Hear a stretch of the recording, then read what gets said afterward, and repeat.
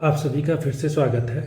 जैसा कि आप लोग जानते हैं, इस YouTube चैनल पर हम LT एग्ज़ाम के उत्तराखंड के पिछले जितने भी क्वेश्चन हैं उनको सॉल्व कर रहे हैं। तो अभी जो क्वेश्चन आपके सामने पर है ये 2021 में पूछा गया था LT एग्ज़ाम में। तो आपको थोड़ा मैं डेफिनेशन याद दिला दूं। वैसे आपको याद होगी कि कोई भी मैट्रिक्स है, अंदर चाहे कुछ भी है इसको हम डायगोनल बोलते हैं मैट्रिक्स का। चलो मैं इसे डबल कर लेता हूँ, इसे हम डायगोनल बोलते हैं। तो अगर मैट्रिक्स सिमेट्रिक होता है, जो यहाँ पे लिखा है, सिमेट्रिक का मतलब है डायगोनल के इस साइड जो है वही डायगोनल के इस साइड भी होगा। अगर यहाँ पे +5 है तो यहाँ भी +5 होगा, यहाँ पे +10 है तो यहाँ भी +10 होगा। मतलब डायगोनल के इस साइड और इस साइड देखने में एक जैसा हो तो उसे सिमेट्रिक कहते हैं। और स्क्यू सिमेट्रिक का मतलब होता है डायगोनल के एक साइड आप उठा लीजिए जो भी है, तो यहाँ उसका माइनस होगा। मतलब यहाँ +5 होगा तो यहाँ नीचे -5 होगा।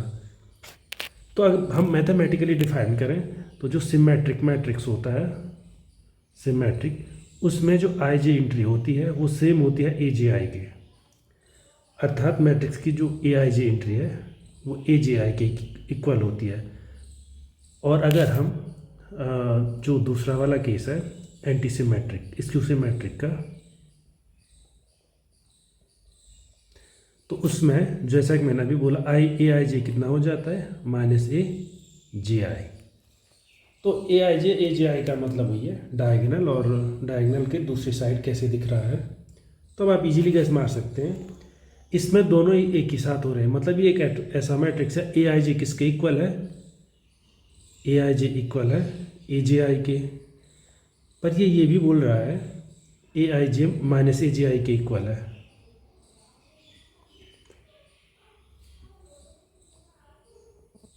चाहे तो आप यहाँ से कर लें, चाहे तो आप ए आई जे से सॉल्व कर लें, क्योंकि ए जे आई जो है फिर से इस वाले इक्वेशन से ए आई जे हो जाएगा। तो कोई भी नंबर अपने नेगेटिव के बराबर कब होगा, जब वो नंबर 0 होगा, है ना। तो क्योंकि ये सारे आई और जे के लिए होल्ड होता है, इसलिए ये तभी होल्ड होगा जब 0 0 के इक्वल होगा। अदरवाइज ऐसा कोई दूसरा नंबर नहीं है जो अपने नेगेटिव के भी इक्वल हो। तो अब आप देखिए ये जो ये लिखा हुआ है मैंने, इसमें आई और जे दोनों वेरी कर रहे हैं, और ए आई जे ए जे आई -a जे आई के इक्वल है। तो सारी एंट्री इसकी 0 होंगी। तो जो करेक्ट आंसर है वो पार्ट ए होगा।